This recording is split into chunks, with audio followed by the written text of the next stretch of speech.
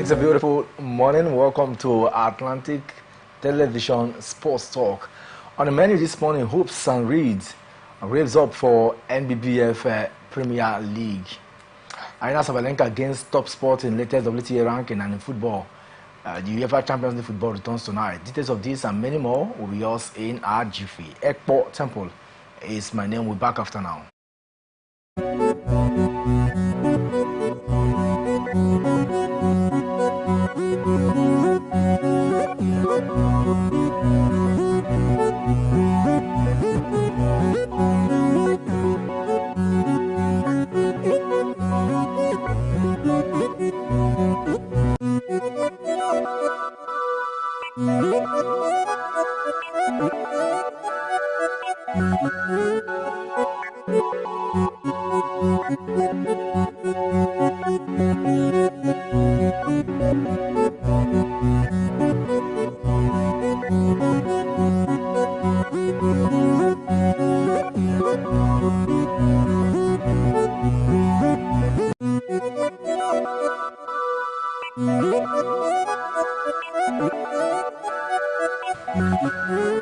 All right, welcome back, and of course this morning we have a lot to converse here. Joining me live in the studio is Emmanuel Mike. Mike, it's a beautiful morning. Welcome to the show. Thank you very much, Temple. Good morning and good morning to our viewers out there. All right, quickly let's start with basketball, as 16 teams will compete in this year's Nigeria's Basketball Federation Premier League for the men. The NBBF announced commencement date for the highly anticipated competition at the weekend following the successful conclusion of the Women's League in Lagos. The competing men's team are split into two conferences, Savannah and Atlantic, and hostilities in the Savannah will take place in Jos, Plateau State from 25th of October to 3rd of November inside the Rayfield Indoor Gym, Plateau State. The Atlantic division will be held at the Indoor Sports Hall of the Samuel Gbumudia Stadium in Benin City during the same period. And of course, the Atlantic team includes defending champion River Supers, who went ahead to finish in third place at the last edition of the Basketball African League. Others in the group include Kwara Falcons of Ilorin, Ebom Comets of Lagos, Hoops and Reed of Lagos, Police Baton of Lagos, Lagos Legends, and Oluyole Warriors of Oyo State. Mike, it looks like the hype around this year's edition of the men's league is really growing high. Yes, of course, and all eyes will be on Rivers Hoopers to see if they can be able to mount a successful title defense where they won last season. And I think a lot is expected of Rivers Hoopers, and we saw their impressive display, and they just concluded the pre-tournament organized to mark the 64th independent celebration of Nigeria, where they went all the way to the final, actually lifted the trophy out there with the cash prize that was involved, despite being the fact that they have not been very, active on the court since the last, African Basketball League out there. But then they still went there and did a very good job. So all eyes will be on them. Also consider the fact that much attention has been paid to the basketball team by Rivers State Sport Commissioner, talking about Barrister Christopher Green. We still have other top teams out there. Talk about Delta Force as well, Hoops and Reed.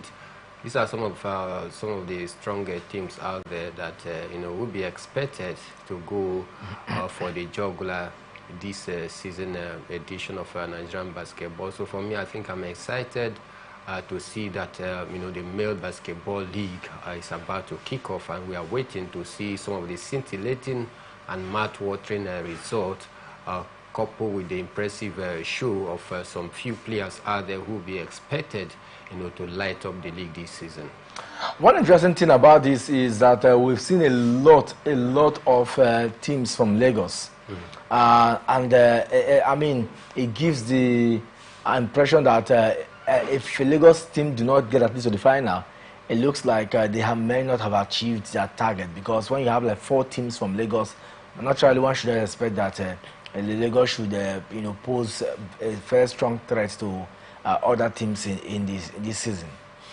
Yes, of course. From the developmental stride that we've seen from Lagos State in terms of sport development, I think you also give them kudos so far.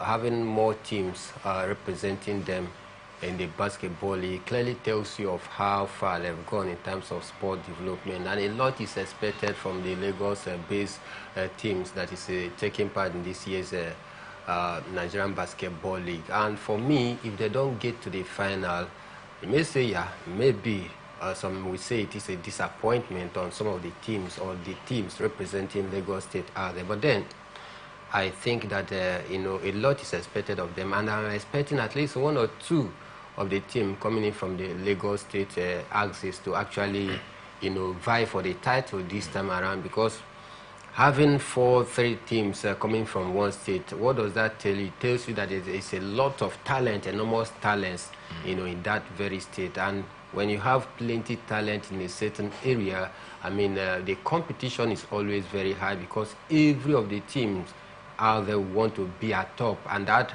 competition, that healthy rivalry will push them to the wall to also, perform best. And when they come up against other teams from other states or different geographical locations, they tend to up their ante, because they know that if they don't do well, other teams coming from the same state that they are also coming from might also surpass them in terms of achievement. So a lot is expected from the Lagos State-based team, but then it is not all about, representing a certain state with a large contingent or large team. There is about what the aims and objective is. Can they be able to compete, with some of the big teams? Can they be able to vie for the title challenge? Not just about, bringing out 3 or 4 teams. It's about the potentials of those teams. But then, having said that, I also expect a lot from the Lagos State-based teams. I expect a lot from the Lagos State-based team, and of course that also brings me to the issue of, reefs and hoops. Of course, Southwest basketball team, they are also preparing massively for this season's, competition. Reefs and hoop are representing Southwest in this particular one. They are not taking it easy at all. They want to prove that they are a team to battle.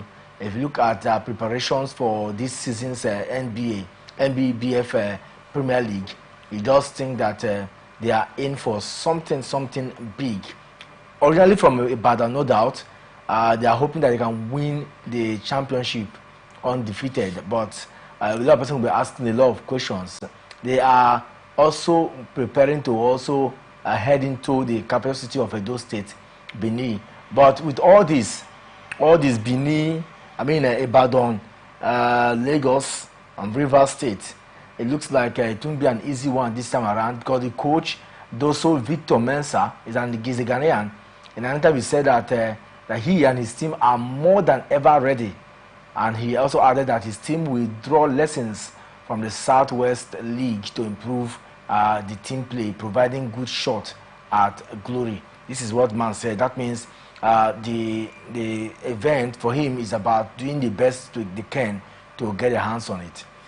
Yeah, of course, the major aim of all the teams taking part in this season Nigerian Basketball League is about, not just competing, but their major aim will be to get to the final and possibly win it, because there is a supreme prize that comes with it, the financial reward, and also the glory that comes with you lifting such a trophy. It puts you on the map out there, knowing fully well that if you get to win the league, then you stand a chance of representing Nigeria in the Basketball African League. There you get to show your talent to the whole world, and your players will gain more limelight. Then the club itself will also gain more followership because of the fact that they are playing the continent, where it is more like a bigger platform for some of the teams out there to showcase their talent to the world. So for me, I think that is the primary aim of every of the team that is taking part in this year's Nigerian Basketball League edition. And you talk about the Southwest team as well, mention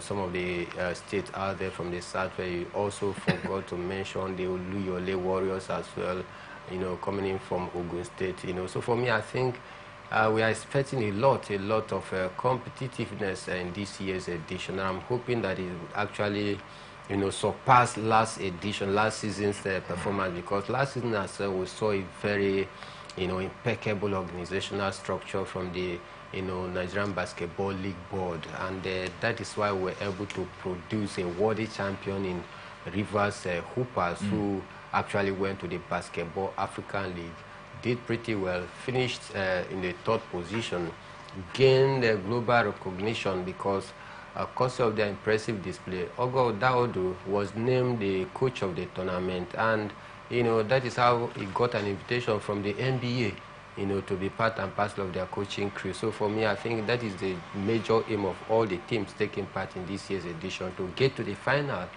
and possibly lift the trophy, so that they will have the chance of representing Nigeria in the continent when you talk about the Basketball African League.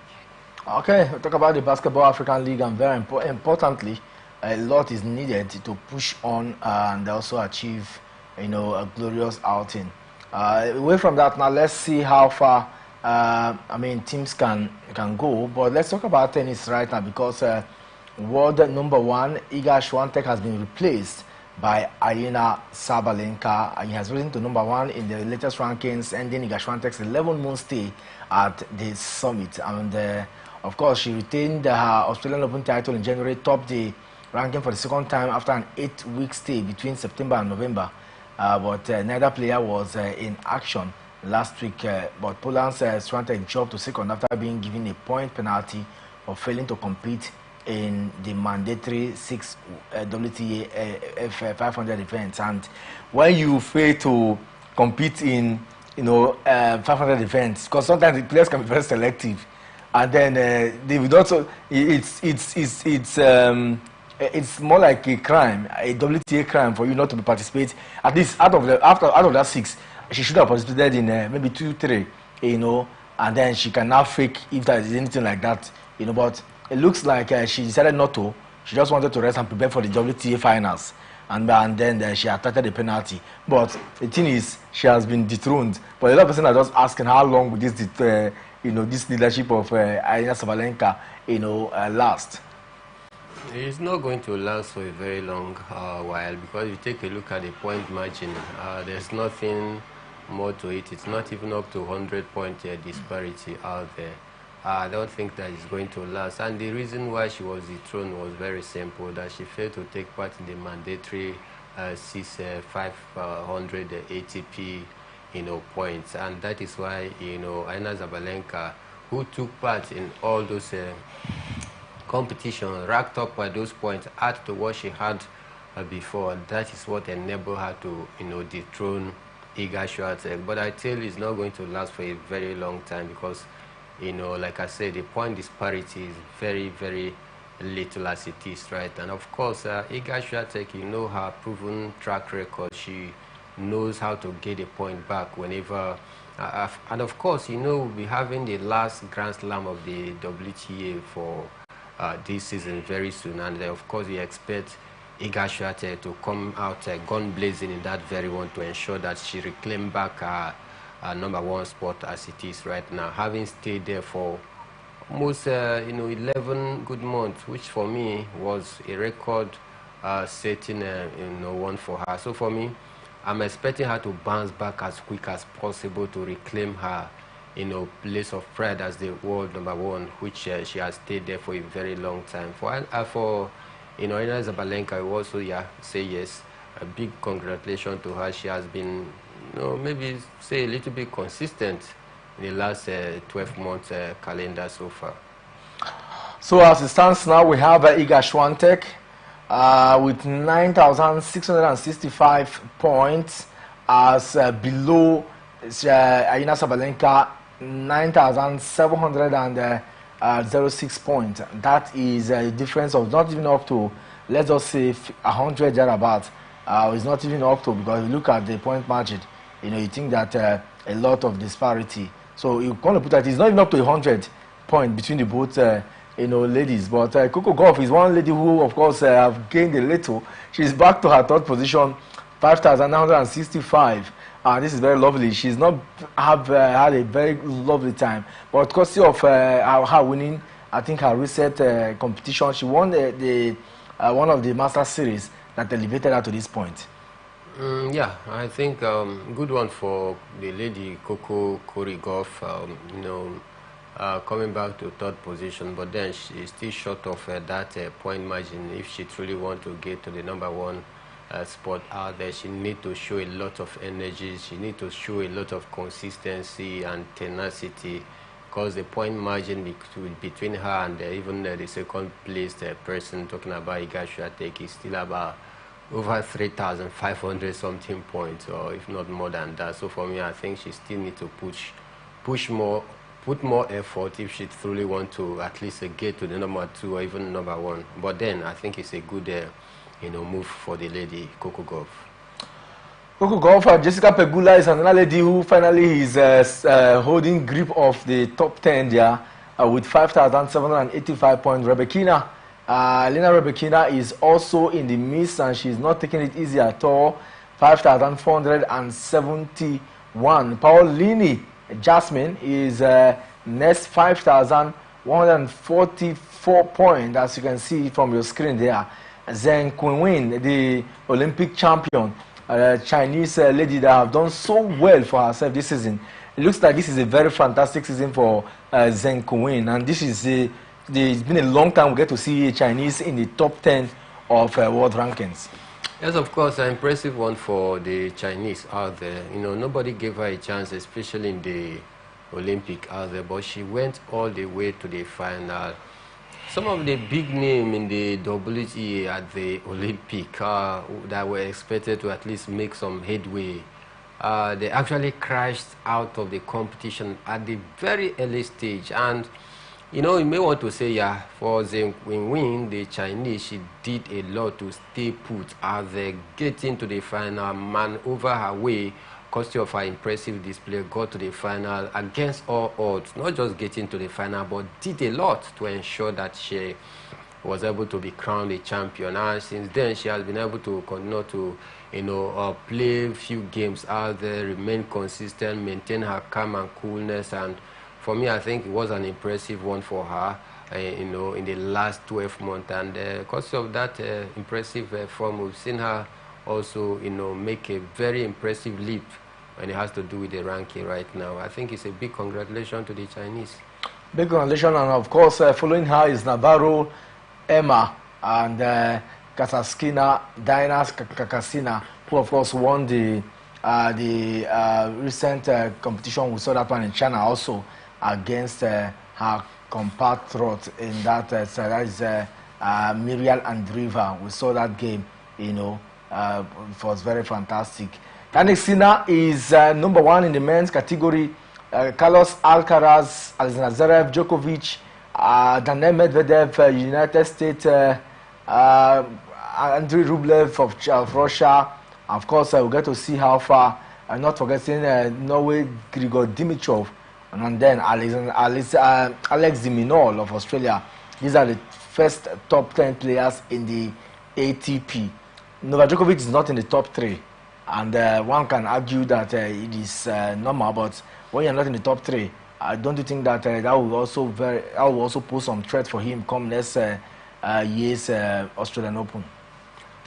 Well, for me, I think it is not. It's not going to pose any threat for Novak Djokovic because I think the experience is still there. And of course, you understand the reason why he was actually pushed back to number 4 as it is, because he's very, very selective about the games that he plays these days. Maybe because of his age, he's trying to manage his body.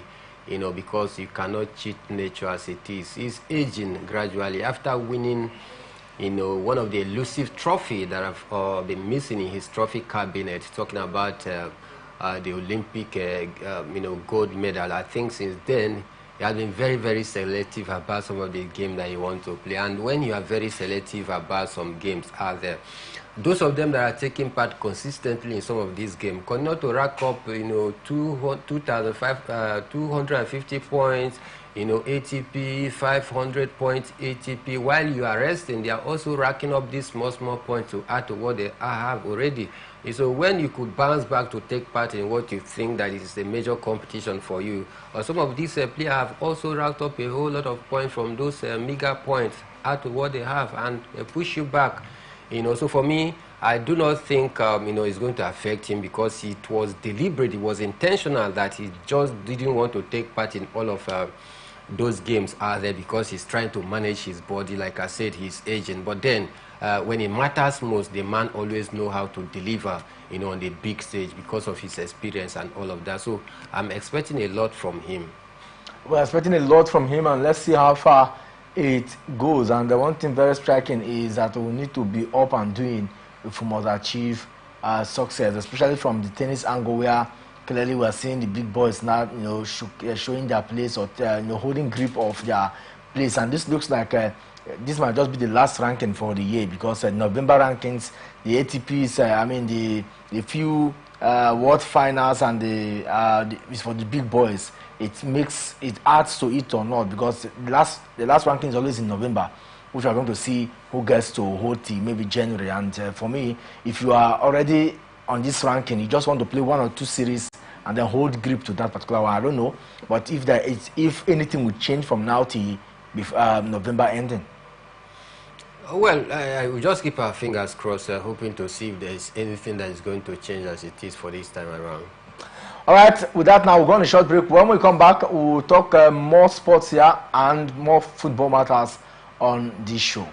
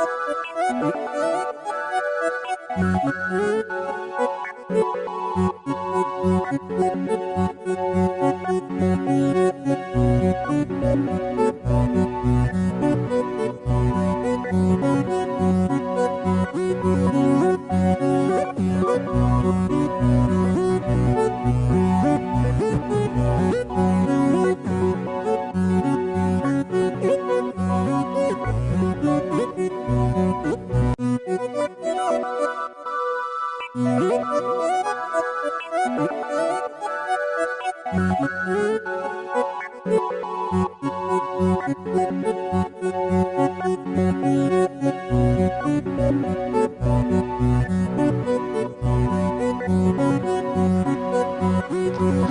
right, welcome back from that break. If you're just joining us, it's still Sports Talk here on Atlantic Television Network. And of course, it's time now to talk about other matters on the menu. And a lot is happening in sports. One thing I can tell you for sure is that the issue of who gets to take the top spots in other sports will be, I mean, we'll get to see how far from now. But coaching in tennis is also in the menu. And of course, coaching will be allowed in tennis from January 2025. The International Table Tennis Tennis Federation has announced this particular decision was made at the governing body's annual general meeting and follows recent trials on the men's ATP and women's WTA tour. The ITF said the move will make tennis fairer and potentially more entertaining. The news changes mean coaches can issue advice either verbally or a hand signal at any time expected during the time of a playing point, and coaches must be brief and discreet except during breaks in play. Coaches want to have enormous impact. It will now be very clear that you have a coach on during your games, and I'm just wondering how this will be. I think it's going to be a very interesting one. Having coaches staying close to the court, so when his player or her player is also active on the court out there. I think for me it's a very nice idea because sometimes when you get on the court out there in the thick of the action, you might have forgotten some of the tricks that your coach has been practicing with you during training section. But when the coach is very close to the court out there and you are doing some errors that is costing you in the course of the game, the coach can also, use finger to give you signals or gestures to you, or possibly, say a word to you very close that can also put you back on track to remember some of those, tactics, techniques, and tricks, that your coach has been telling you during the training. So for me, I think it's going to be an interesting one. It's going to add more flair, to the player on the court at that point in time. Then again, they even extended it to to the team play. If it is a team tennis event, the captain of such team will also be very close to the court out there to give some instructions. So for me, I think it's a very nice idea which is going to help to enhance the level of performance from some of the players out there. So I give my endorsement to that new initiatives and idea. So let's see from 2025. Let's see how far the International Tennis Federation, the ITF, will blend this, and it will be lovely to get to see those off-field activity by the coaches, captains, and those reaction. It will create, it will bring more enthusiasm to get to see. Okay, that will also help because some coaches are not even known. Recently Gashwantek appointed a new coach for herself. So maybe with that way, I'll get to when they talk about a particular player, you can now look at the impact of her coach or his coach in the result that he or she is turning out on different ATPs, WTAs, Master Series, Grand Slam. You can now know if it is tactical problem, fatigue, or injury that would have caused one to win or play very well. So these are the things we'll look out for. Yeah, for me, I think it's very, very key, very important, because if you take a look at it over the years, it looks as though the coaches have been relegated to the background, where you don't even get to see their faces. You don't know, who's behind the heels, who is behind the success of any of these players out there. So for me, I think it makes more sense to bring them into the picture so that they could also, have their name as well go viral, and their image as well will be at stake. Then again, image endorsement will come in because, when they continue to gain the limelight on close to the court out there, it will go viral, and people want to have an image. Companies will want to have endorsement image with them, because they are now seen virally. Especially those whose star trainees are doing well. Exactly. In the world of football, you see coaches standing on the touchline out there dishing out instruction. their name sometimes is even behind below the scroll bar. When you see them, this is a coach of certain football club out there. You see them making 1 or 2 impact, and that is why some of these coaches get a whole lot of endorsement to themselves because of the image, right? Because they are now global figure. Then again, you talk about maybe boxing as well. You see the trainer standing close, to side of the ring when his, client, the boxer, is on there. So for me, I think it makes more sense. It brings the coaches to the limelight and help them to also, be popular, gain that popularity, because they are the success that is behind a certain player doing pretty well on the court, but they don't get to, talk much about them. Whenever you get to hear about coaches in the world of tennis, it's probably maybe one tennis player get to part ways with a certain. That is when you get to hear, a certain coach that have been behind the scene, making sure that Novak Djokovic, Carlos Alcaraz, Naomi Osaka, when she was still very, is gaining, the needed, victory. So for me, I think it's a very, very good idea. Very, very good idea. And of course, let's see how far this revolution and transformation will impact tennis come next year. But let's move on now and let's talk football.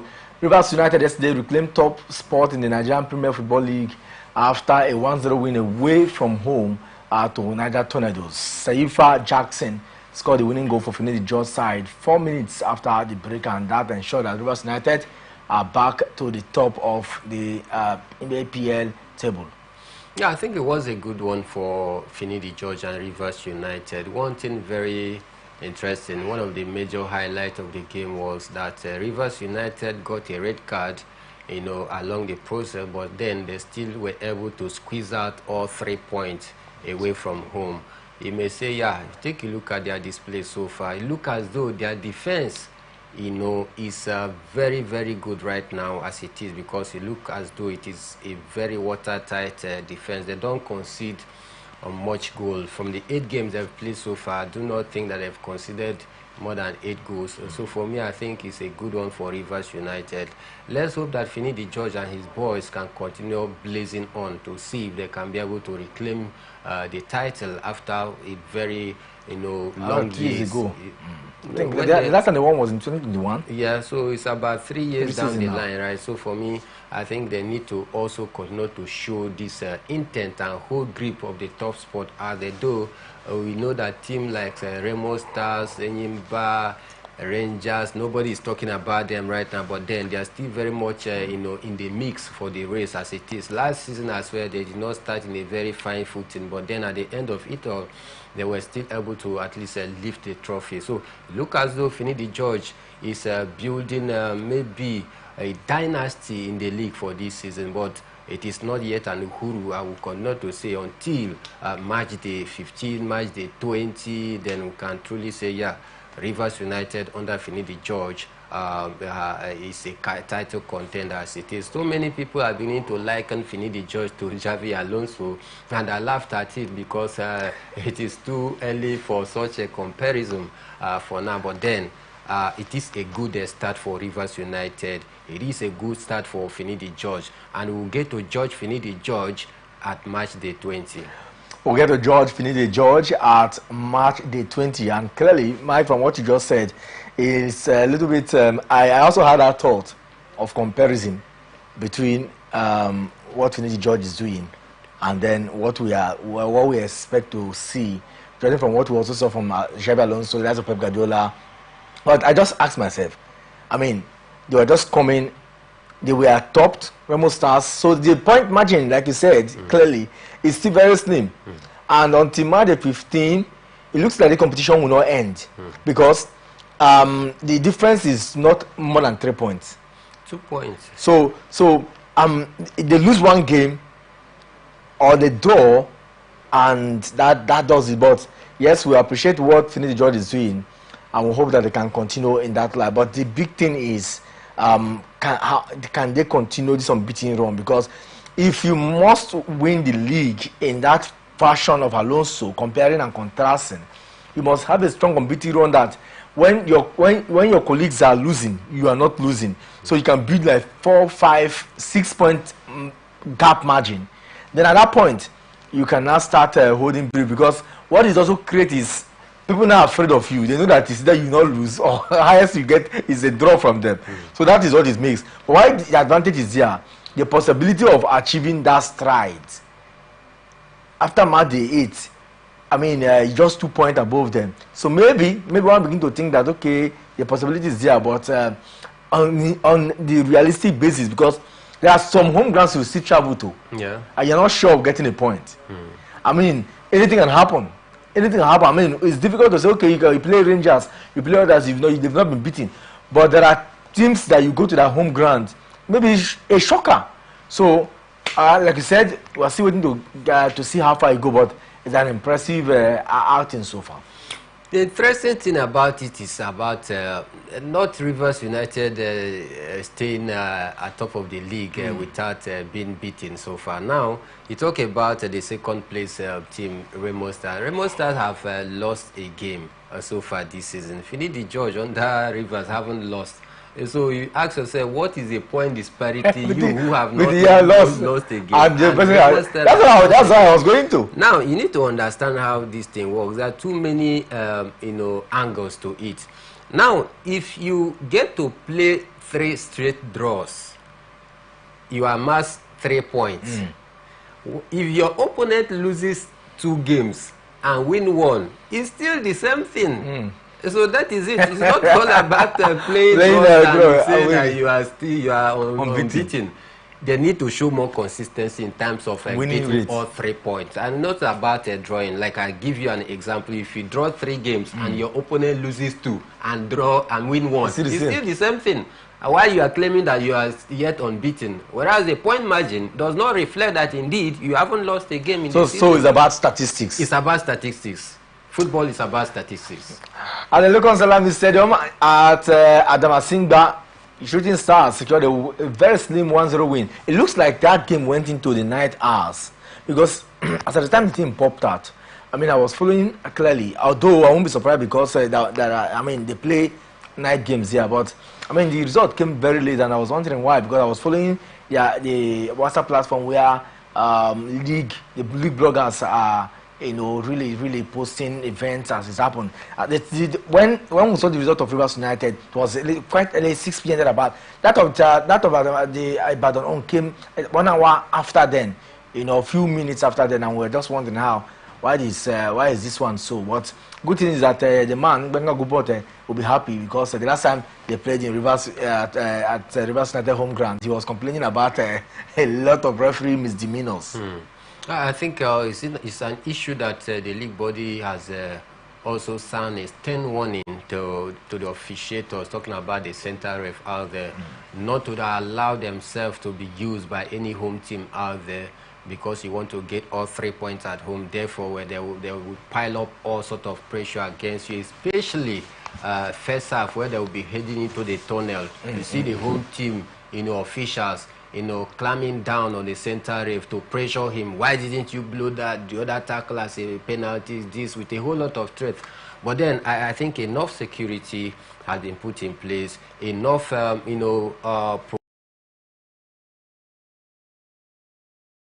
hitch-free, league, and that is why they even had to introduce, some of the equipment that they brought in this season to help the center ref, as well, to make proper decisions. So for me, I think a lot is expected of the center ref. Also, for the fact that some of the league matches are on, television, the center refs are beginning to behave themselves, because they know that if they commit any error, it will go viral, and it will be a dent to their own professional career as a referee. And the Nigerian Referees Association as well are also disturbed, courtesy of the fact that in any CAF organized competition, they don't seem to be getting any recognition. If CAF organizes any competition, it's always very difficult for Nigerian refs to be carried along. So these are the things that I think the Nigerian Referees Association have also frowned at, because it is a dent on their own effort and image when we get to see some of these shenanigans being perpetrated by the center ref, courtesy of lack of unprofessionalism. So I think the Central River are beginning to adjust to the reality on ground, that any mistake that they perform right now is going to go viral, because some of these matches are on TV, and some of the match commissioners are beginning to align themselves with the reality on ground, because sometimes some of the match commissioners, they also collude with home teams as well to give what seems to be an unjust decision.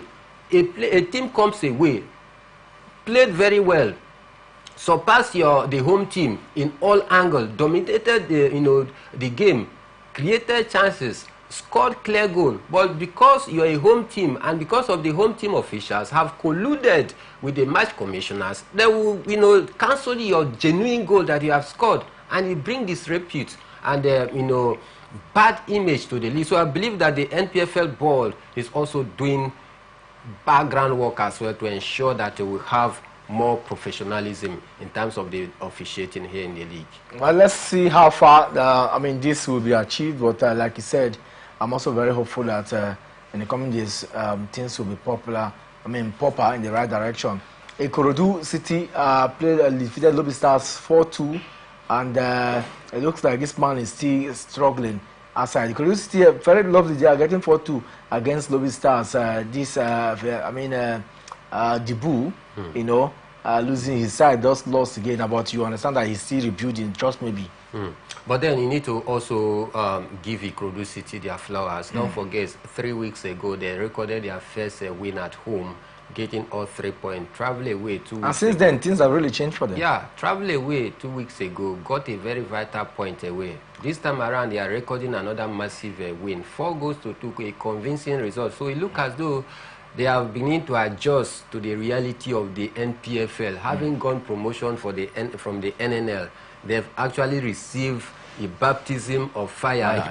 Now they are beginning to learn their lesson, and they have come to terms with the reality on ground, and they are beginning to churn out the results. All right, I will come back later. We'll talk more of more stories on the Nigerian Premier Football League. But now, Mike, the UEFA Champions League returns tonight.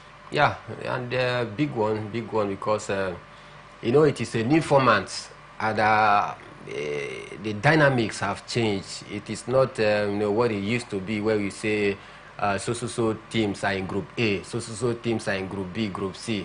Therefore, if any team from Group C finishes first and second, they qualify for the knockout. No.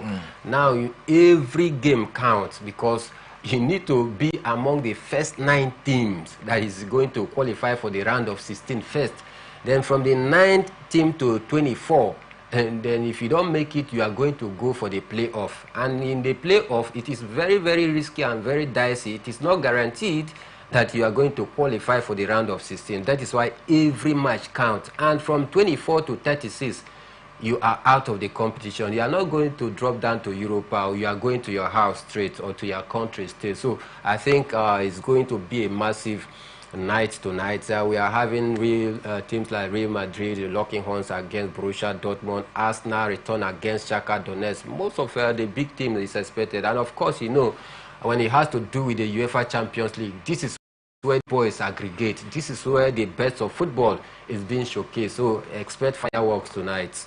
Expect fireworks tonight, and I can tell you for sure that when we come back tonight, we'll take a look more at the UEFA Champions League. Don't go anywhere. Enjoy the best on Atlantic Television Network. Many thanks to Mike for always coming to converse with us. Hopefully, I will bring you more when we come back. Ekpo Temple is my name, and have the best out of today. It's one game, as we say, football without violence. Bye-bye.